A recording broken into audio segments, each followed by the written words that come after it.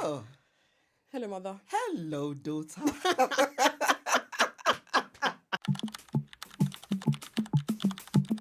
Shit. We made it. We made it. Here we are. I can't believe we're here. Wow. Okay. So, hello, everybody. Hello, to our viewers and mum, of course. Hello. Welcome to In Good Company. Mum, how you feeling? How you feeling today? Oh my goodness. I don't know how I'm feeling, Timmy. I'm not nervous. Okay, good. It's good nerves Okay, good. because this has been a long time coming. Yeah. Long time coming. Yeah. And I'll be like, I ain't going in the studio with you. I've never done this before. But listen, we've got to do it. So Yeah, here we are. YOLO. I feel like it's a nice experience. No, like you said, we've been talking about it for ages. Even me too. I've been nervous about it, which was a big reason why it took a while before I eventually pulled the trigger. Because I don't know, it's a lot. Even though I enjoy doing these things, it's still a lot Yeah. to ask of someone to do. But yeah, Yeah. for context, my name is Timmy. This is my mum. And this is our new podcast called In Good Company. This was my idea, obviously, Gen Z, you want to do all these podcast things. The whole premise and idea came from our conversations and our organic chats that we have anyway. And speaking to my friends, and my friends know my mum.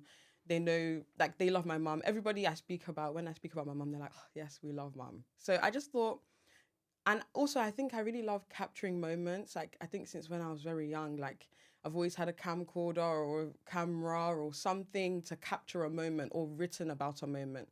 So I just enjoy having an archive anyway. So I thought it would be great to have that with my mum, because it would just be nice for us to look back on talking together about things that we normally do anyway. Yeah. But instead of just having it in as a memory, we have it as something physical and tangible. And I decided to call it In Good Company because I feel like whenever I'm with my mum, I'm in good company. Oh. So I thought it would just be perfect. Perfect. So, mum, how do you feel this week? How's your week been? To be honest, this week has been... the weather has been horrible. Horrible. And the truth is, I was thinking about, after Christmas, Yeah. that period from Boxing Day 27th Yeah. to 31st. Yeah. I don't know what we're going to call it. No, there needs to be a name There needs for to be a name it. for that week because I still have not come out of that swing of what are we doing? Yeah. Are we on annual leave? Yeah. What are we doing? Yeah. So it's really hard to come out of that. And maybe at the end of January, we'll see how it goes. We'll go back to the swing of things. Back out, Snap back out of it. Yeah. But everybody's still, I still have my Christmas decor up. Yeah. It's crazy. Today is what, 10, 11? I still have my Christmas decorations up. It's crazy. And it's because I don't want to get out of the Christmas period. I just want to enjoy it. Yeah. But yeah, it's been good. The week has been, it's been cold. Freezing. It's been freezing. Painfully cold. Yeah, it's been painfully cold. Yeah. So, but hopefully, fingers crossed, the weather turns good. What have you done? What have you done this week? This week has been cold. Mm-hmm. Work has been slow. I think I like it when everybody understands the climate. We've just come back into the new year, so let's give ourselves let's be steady. Yeah. So that's been nice. But it's still been a bit another year. Mm-hmm. Getting back into it. Mm-hmm. Even though, I'm only, I don't even know how I will feel when I've been doing this for 10 years or 20 years, getting back into it, another year of doing it, another year of challenges and all of that. I don't know what to expect. I don't know what's coming. Yeah. Just feeling very yeah. What's gonna happen? What's coming? Yeah. What's coming? That's how I've been feeling this week. Yeah. Okay. Have you been to the office or have you just been working from home? I went to the office twice this week, which wasn't bad. Okay. But some people had been in 3 times. Oh wow. I don't know. Oh wow. I don't know what they're running from. I just be at home. It's the first. Yeah, it's the first week. It's the second week. I mean, just give ourselves grace and gently ease into working again. I understand what you mean. Exactly. Yeah, because I've been in this like you say 27th to 31st. Mm-hmm. It's just I don't know. We need to call it something. Yeah.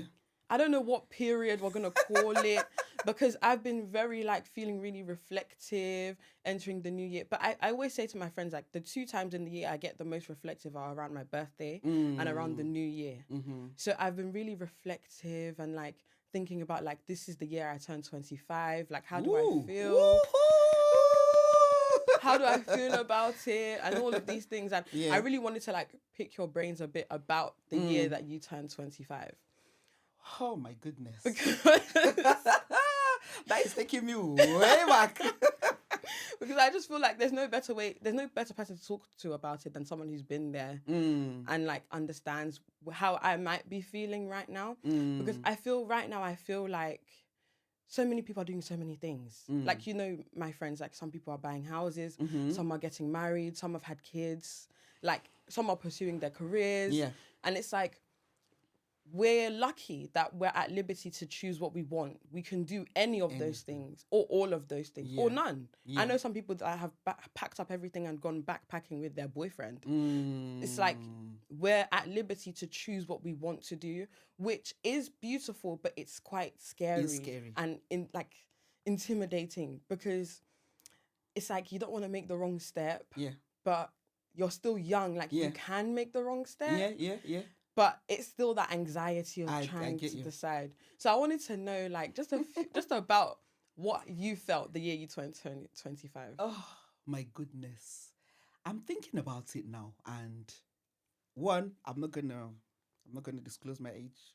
Oh, no need, honey. No need.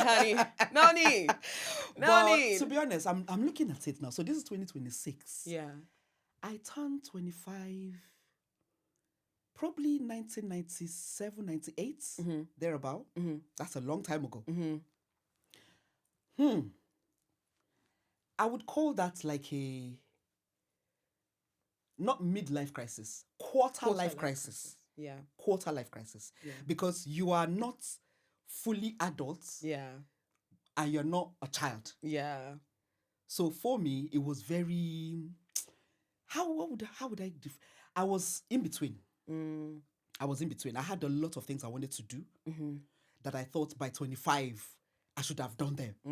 You know, I should have, I don't know, maybe not necessarily bought a house then. I was still thinking I'm still young for that. I'm thinking maybe I probably would have gotten married, maybe had one child. I'm telling you, I wanted to have my children early. Yeah, to be honest, you always say that, yeah. I honestly wanted to have my children early. Yeah. But I was thinking maybe I would have had a child that time or some. But you know, life happens. And I was reflecting. In fact, when I turned 50, I was reflecting on my years back. What have I done bad? You know, what steps haven't I taken? What should I have done better?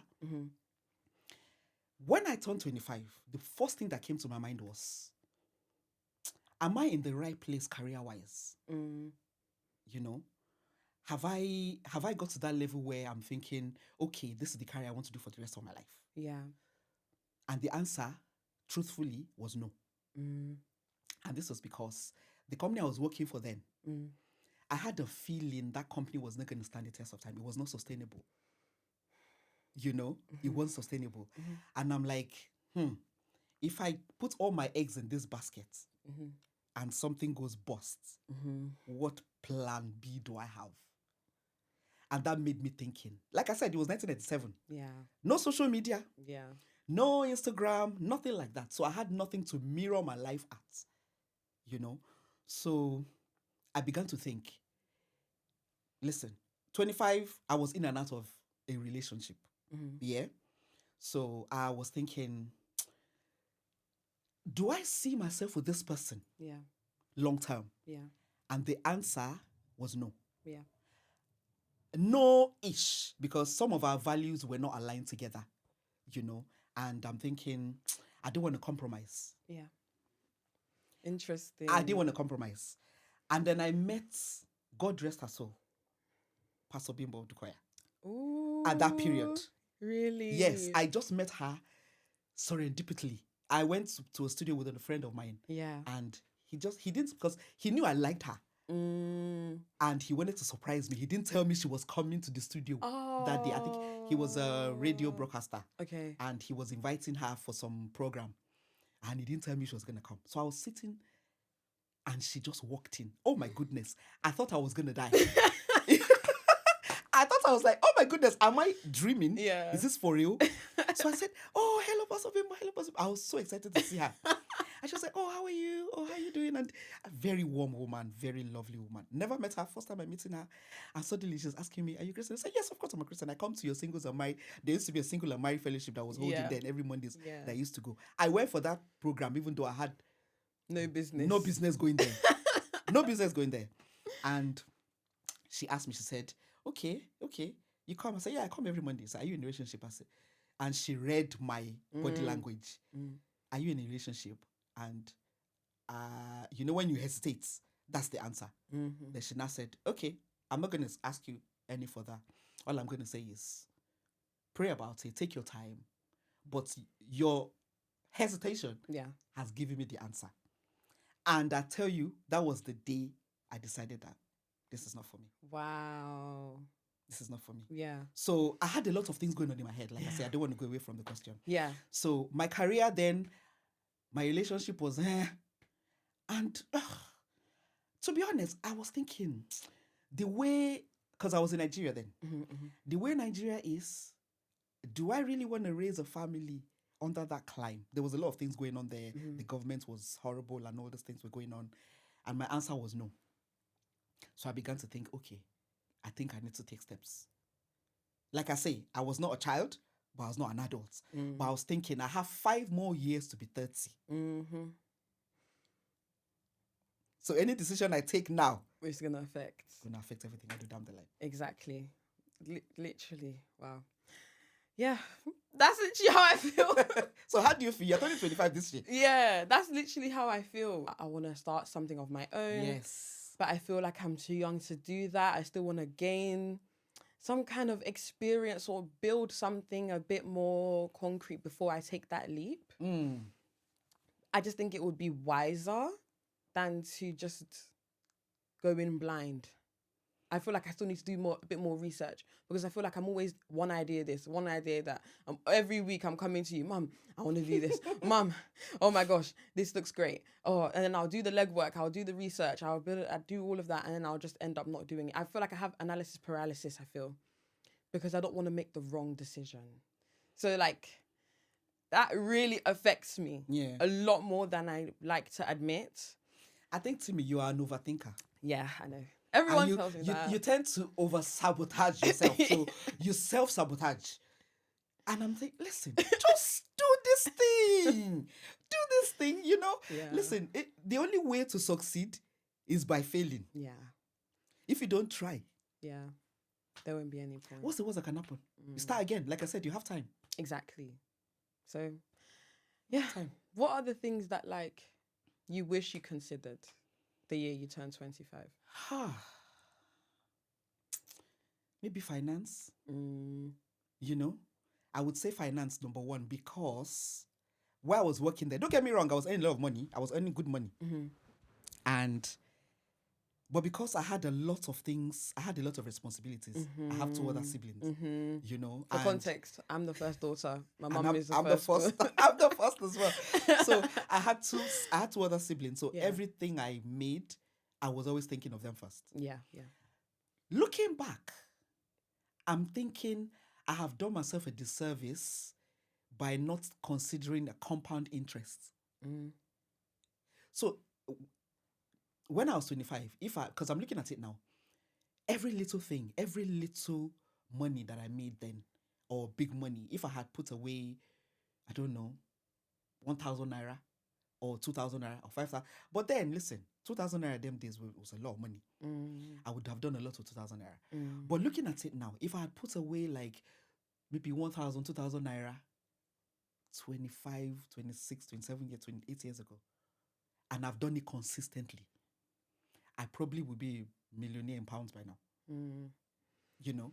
So that is the law of compound interest that I did not, you know... Yeah. Think about. Consider. Yeah. Unfortunately, they don't teach you about finance in school. That's what I was gonna say. Yeah. They don't teach you about finance in school. They teach you about geography, chemistry, biology that you don't need. Listen, I don't know who writes all this curriculum, but please, can you guys consider when people leave the school Yeah. and the skills that they need Yes. going forward Actual to live life skills. actual life skills? You know, so you have to do an MBA before you realize, oh, compound interest. Oh, if you put away £1,000 every month or £200 every month, £100 every month, and by the time you're in, 20 years time down the line, why don't they teach you this in school? Yeah. Exactly. You know. Yeah. So anyway, don't let me start ranting. so one, I wish I considered that. Yeah. I wish I considered that. I wish I learnt a vocation. Okay, interesting. Yes. I wish I learnt a vocation. Everything these days is so expensive to outsource. Yeah. Hair, clothes, Yeah. makeup, everything. Mm. And don't get me wrong, I had these skills though. I had them. But I'm thinking, as Africans now, if you don't have an education, you're like a bottom class citizen. You know? So you have to do this. You have to do this. Be a doctor, lawyer, engineer, accountant. A Dale. You know? Yeah. Or you are... yeah.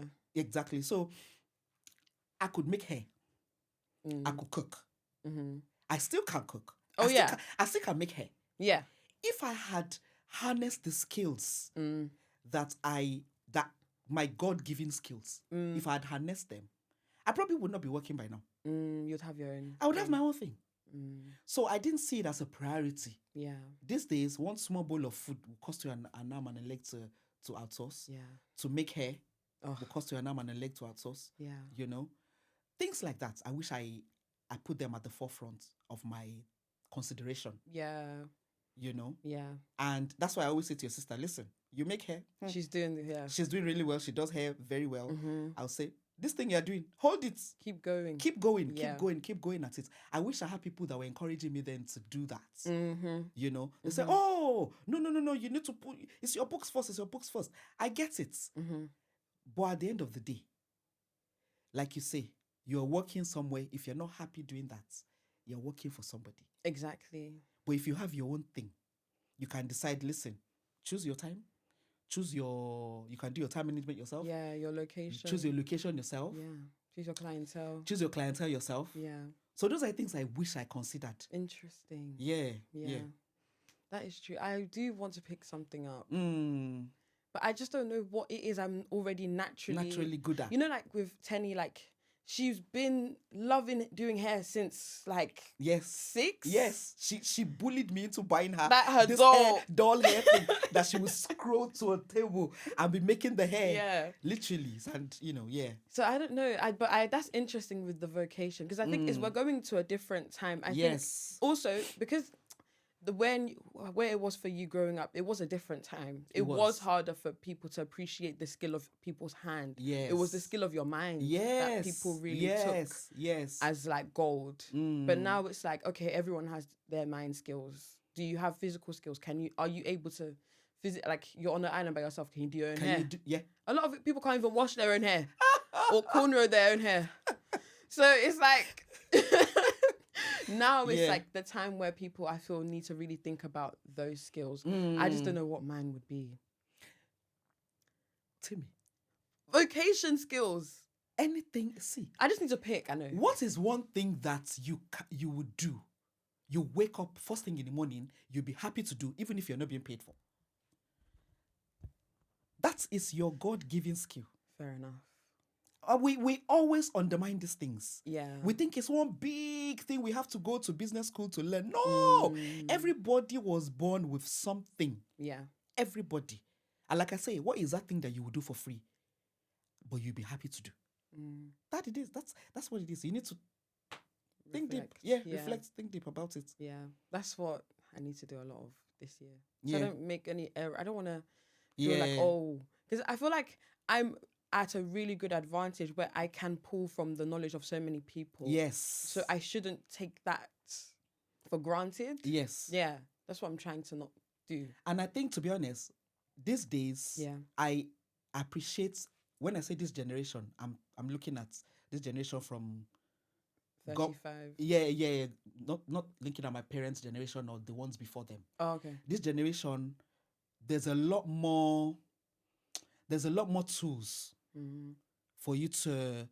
You can learn from other people's experience. Yeah. Rather than making the mistake yourself, you can speak Exactly. to people. People share their knowledge with you Yeah. and things like that. I don't know how far I can go on here. How far can I go? We'll cut it out if How far you're not can I go? comfortable. Okay. So there's a lot that you can learn. You can leverage Yeah. from other people. Yeah. If you go online, there's a lot of things you can read about, you can see, you can learn from, rather than back in the day where you're learning on the job, literally. You're making your mistakes, literally, Yeah, exactly. So, those are the things that, that you wish you did. that I wish, There's another thing I was going to think. What is it? Sex education. Okay. I wish I knew more about that. Yeah. Unfortunately, our parents would never, ever, ever, ever. I mean, it was like a taboo to sit with your parents and say, Mom, teach me about this. Yeah. Yeah. A lot of things that female health and things like that, I mean, when I was pregnant with you and I was going into labor, I didn't even know what to expect. Oh, yeah. Those are the kind of things that hurt me so much. Like, you're learning on the job, literally. You're making mistakes and you are learning and learning and learning all the time. Yeah. So, yeah. I feel like it's a systemic thing with things like sex education. Yeah. I think it's deliberate back then where they wouldn't want to tell people because maybe they felt people would either be put off by it. Yes. Or they wouldn't want to encourage. Maybe they felt if they created a safe space, it would look like encouragement. So instead they just don't say anything, which is something I've noticed a lot with like parents or people like my friends, parents, etc. Yeah. It's like they would rather not say something at all than say something and create and have that disillusionment of encouragement and that fear of like, oh, you're talking to your kid about this, that whole thing of building up this anxiety around something that is very real and very like you in have your to face. live it. Exactly. You're gonna like if you're a woman and you want children, you're gonna give birth. What are the processes? I shouldn't be learning about that in my 9th month. Yeah, exactly. So I think it was a systemic thing to hold people back or to stop people from to prevent overexposure. Would you say? maybe. Yeah. But I think what ended up happening is people go out and learn the wrong way or learn from the wrong people, which is why like shows these days like Adolescence. It was a short drama which showed like the one on Netflix. Yeah, did you watch it? I did. Yeah, I did. So that was really good. That was showing that like you need to talk about those things. Like his parents, for example, the little boy's parents said they don't talk to his kid. That it's just something that they thought he would just learn about one day, just like how he learned about it one day. I think that isn't safe because you don't know where people are learning their things from. Yeah. So I think there is a change, hopefully. Yeah. I don't know. That's why we're here. But it will always, That's why we're here. That's why we're here. But it will always be an uncomfortable conversation, I think. It will always be awkward. Like I always tell my friends all the time, like the day I have a child, I will have the child and I'll say, yeah, I've never had sex before, but there will be a child. That's your grandchild. But I've never had sex before. I don't know what you're talking about.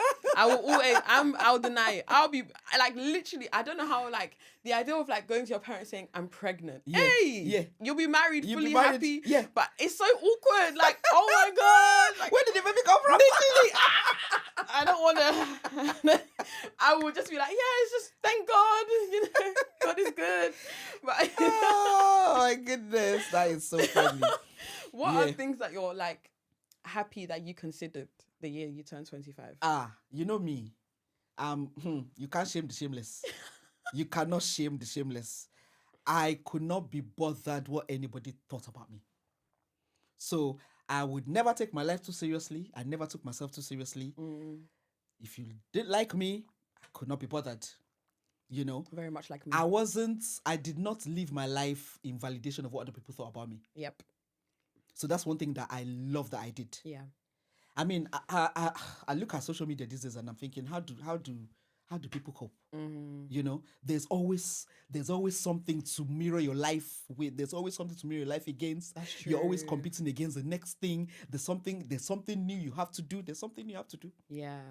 I'm happy I did not have that. Yeah. I did not have that. Yeah. Yeah. What else? I'm happy I served God. Okay. Yeah. I was very, very intentional. Okay. I always say, listen, if I'm not a worker till I'm 90, I don't miss anything. Yeah. Because I did all that. Yeah. I was everywhere. I was in the choir, I was in the drama, I was in everything, welfare. I was in church like 7 days a week. So I'm happy that I did that. I considered that. Because when I started having a family and, you know, all that, it was difficult to balance those. to balance. Yeah. Yeah, it was difficult to balance. Yeah. So that's the second thing. What else was I happy that I considered? Relationships. Oh, I don't miss anything.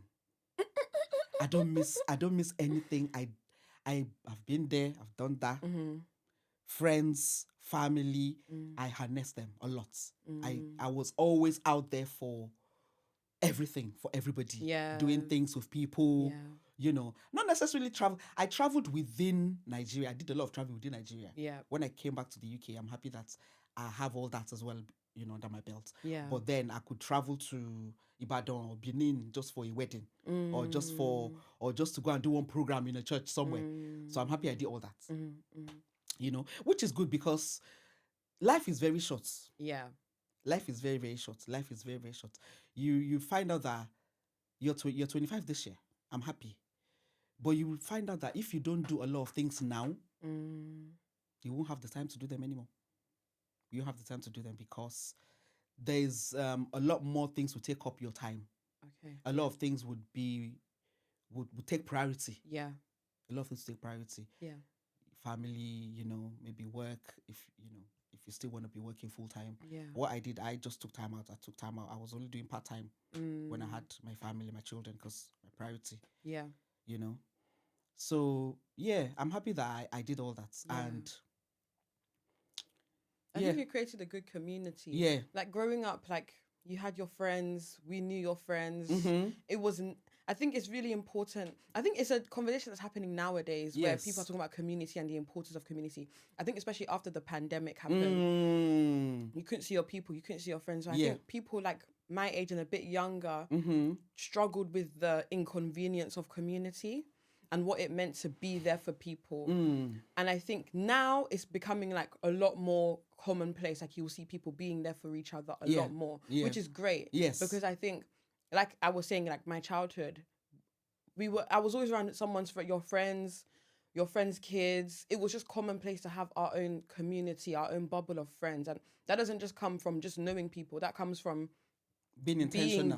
Being intentional, turning up for their events, turning up in the hard times, the good times, when you're tired, when you're broke, just being there, being in their space. You don't always have to spend hundreds of thousands, like just knowing that they have you, you have them. Yes. And that is what is really important. Yeah. Like that community aspect. And I think it's really important that people like my age, older, younger, understand that like it's such an expensive commodity, like having people, having someone to be like, okay, these are my people. If I feel this way, I know someone, or someone I know knows someone. Yes. Or I have a skill and they have a skill and we can share that. Or we can just come to each other's house, watch TV and have a laugh. Yeah, and just don't do anything.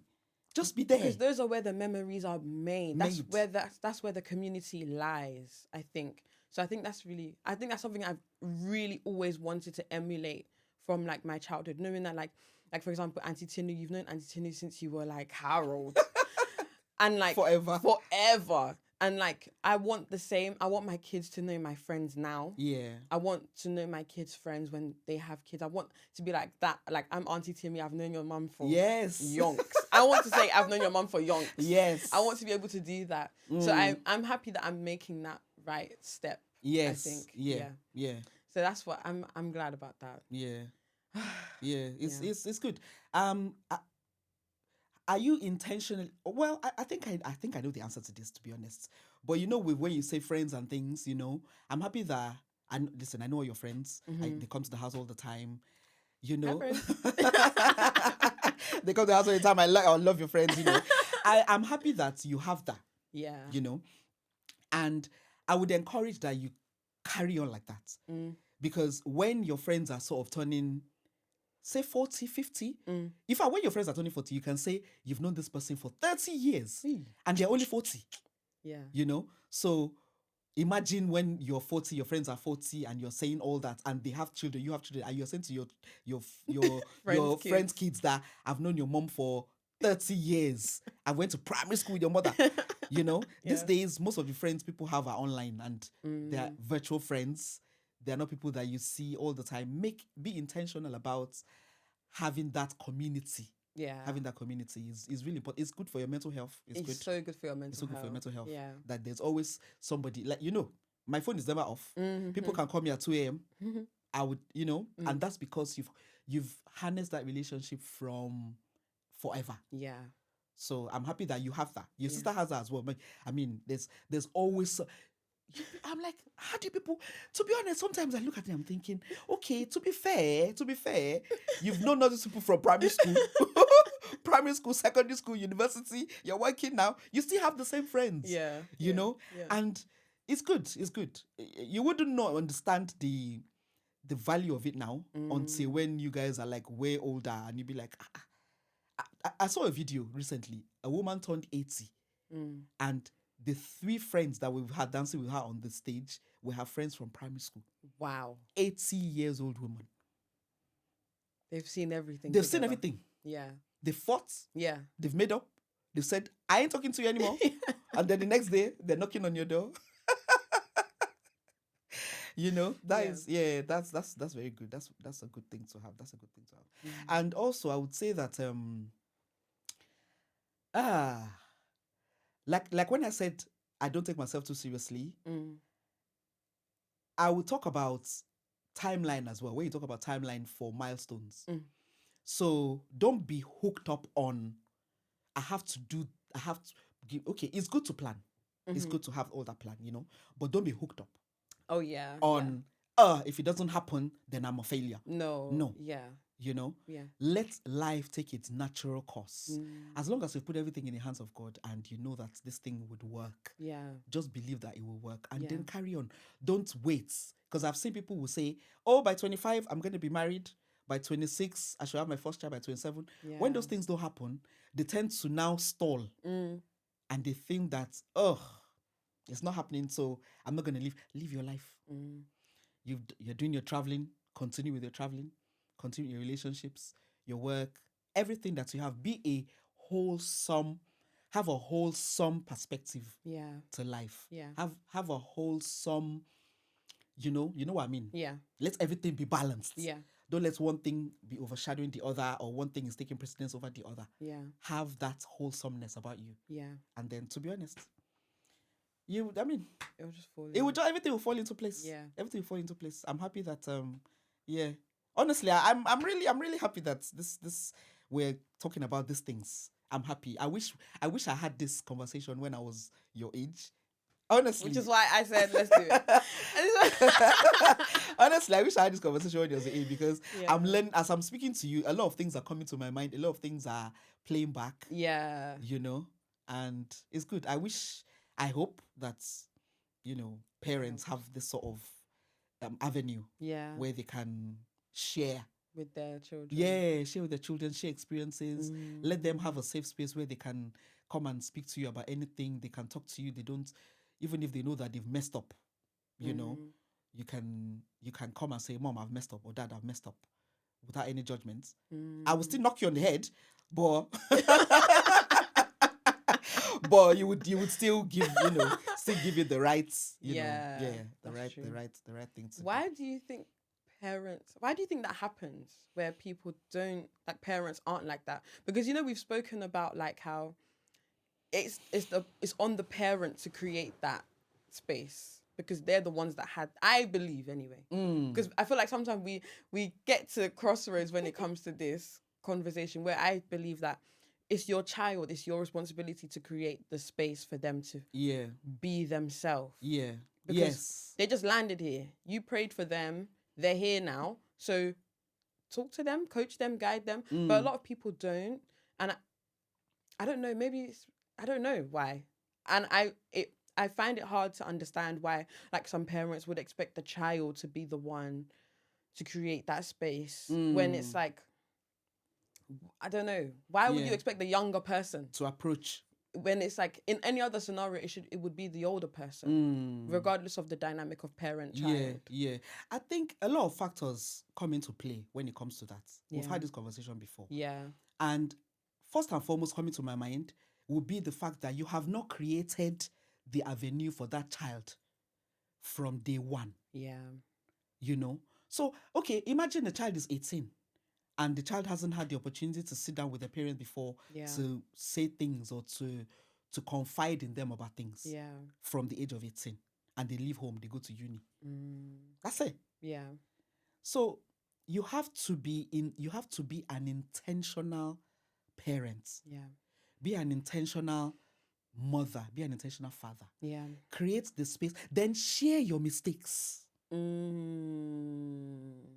Share your mistakes with your children. Come across like you never Don't had a come across mistake. like, Yeah. I was always the first in class. Yeah. I got straight A's. I got straight A's. I've never Lie. You've never failed before. Yeah. You've never listen. I showed you marks on my legs where I went to boarding school where I've been flogged because I was being naughty, or I wanted to go buy something and I had to sneak out of the fence to go and do share those things. Don't come across as Humanize yourself. yes. Yeah. Humanize yourself. If you didn't jump down from the sky, Yeah. you were a child once. Anything you're going through now, I've been through and worse. Yeah. So I can share with that child. That's the first thing I will say. They haven't created the avenue for the child to come across and confide in them. Yeah. Yeah. You know, and then like you say, the parents would expect that the child to be the one to approach. No. Listen, let's give them grace, yeah? Every parent did do the best that they can with the tools that they've been provided with. Yeah. No child came to earth with a manual. So it's tricky. It's very tricky because, you know, in our culture is very, children in those days, I don't know whether it's still the same now, they'll say they are seen and not heard. So I don't want to hear what you have to say. This is what I want you to do. You have to toe the line. Yeah. When you begin to have that as a manner of approach, unfortunately, the relationship is going to be severed. So I think that is it. I don't know. Yeah. I don't know. I think that's what comes to my head most of the time when I'm thinking about these things, because, like I say, one is cultural. It's cultural. It's you see the way other people in other climes, other cultures relate to their children, relate to one another. They are more open. They're having a conversation with my parents. Conversation. No. Hopefully there'll be a change. Yeah. Everyone's doing, like you said, everyone's doing the best that they can. Everyone is doing the best with what they have. Yeah, yeah. Create time. That's one thing I would say. Create time for your children. Create time. Don't put like work, career, things like that ahead of them. They're here. Be intentional. Be in their business. Be in their business. Yeah. I mean, sometimes it can come across as annoying, you know.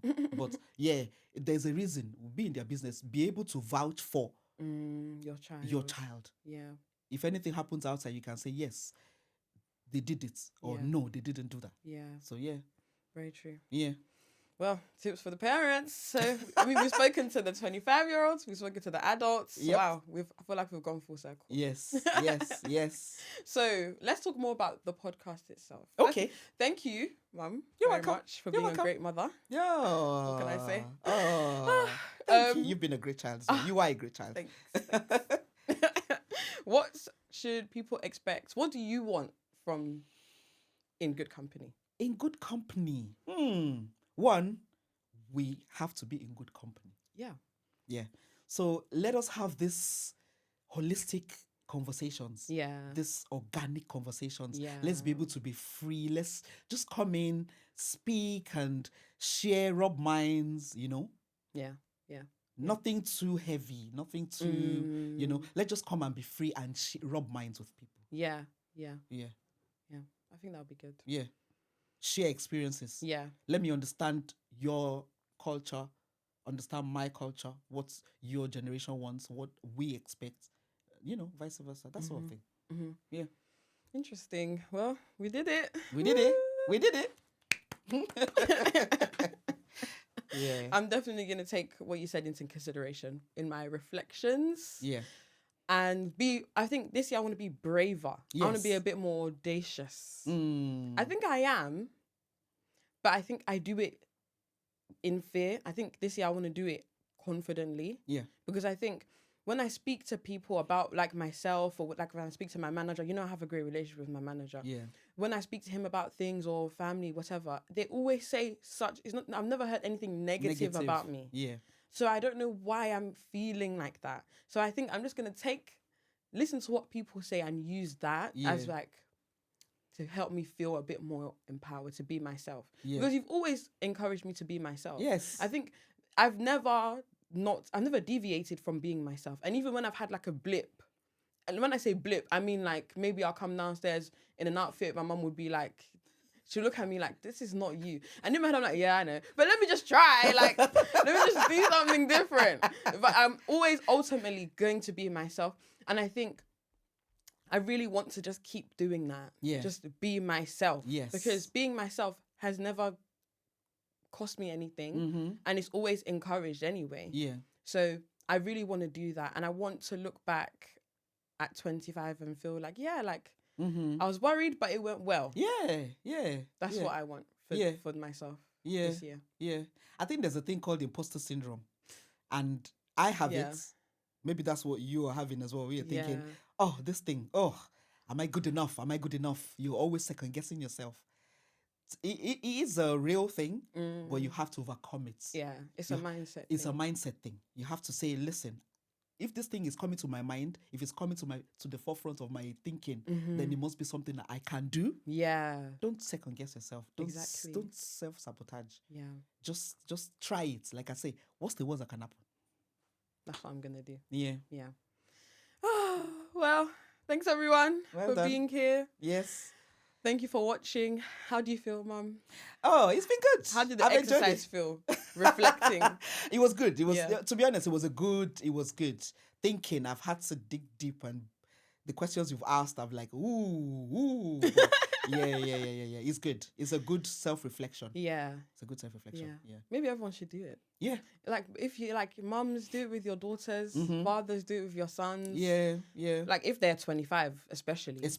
Like, if like milestone age, 18, 25, 21, 30. Yes. Just talk about like the things that you wish you considered, the things you're happy you did, and find out what your child is thinking about as well. Yes. This could be the beginning of a new relationship, a new turn in your dynamic. So maybe people will do it. Hopefully. That'll be fun.